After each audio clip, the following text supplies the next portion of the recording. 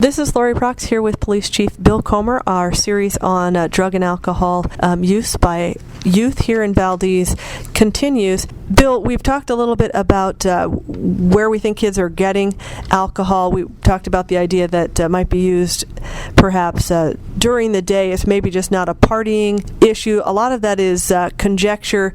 And sometimes when a kid is caught, a parent doesn't know whether or not this is a one-time use. They don't know whether this is a regular use of this. What do you do? There's parents out there listening. You've dealt with lots, and I know this is subjective, but you've dealt with lots of different parents and how they handle this situation. And I have younger kids wondering, what is the best way to handle this? Obviously, you want your kid to not be labeled. It's a small town. There's some other considerations here. What is the best way to handle this so that it's handled the best way for the kid, I guess is the way to approach that, so that they can take the consequences or whatever and maybe have a chance to redeem themselves?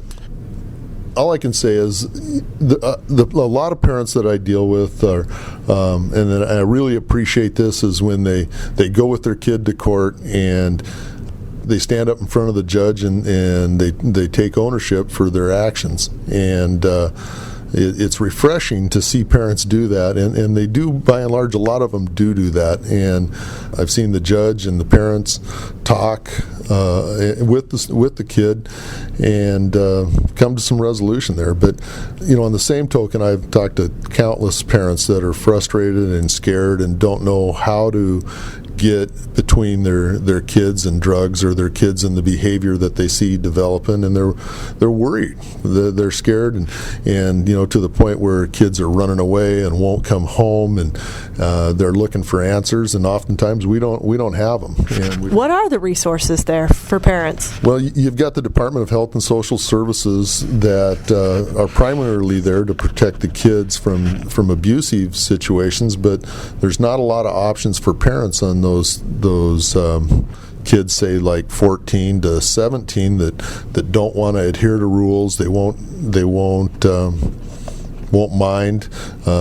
Parents, outside of physically controlling them, strapping them down and not letting them leave, and no parent can do that for more than a short period of time. There's not a lot of options out there for parents, and that's, you jump through the hoops and you talk to the Department of Health and Social Services.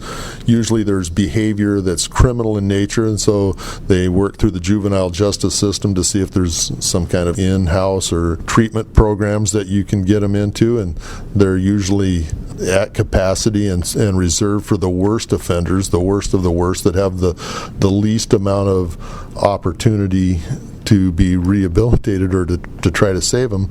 And then a lot of times parents write off of, out of their, they'll take their matters into their own hands and consider maybe some kind of boarding school or long-term counseling program, like an in-house program, oftentimes out of state. And I know several parents that have done that. And of course the schools all have a full-time counselor, so that might be a good avenue for us to speak with some of those. And I know from previous years, a lot of those counselors, they're eager and anxious to try to work with those kids and help those kids. So I don't know if it's a matter of the kids not knowing about those programs or not using them, but I think that's probably another resource worth mentioning. Yeah, the high school counselor, I've spoke many times with Ms. Riddle up at the high school, and she's brought specific cases that she's concerned. I personally know that she's opened her own home to at-risk kids, and so there's concern definitely on many different levels.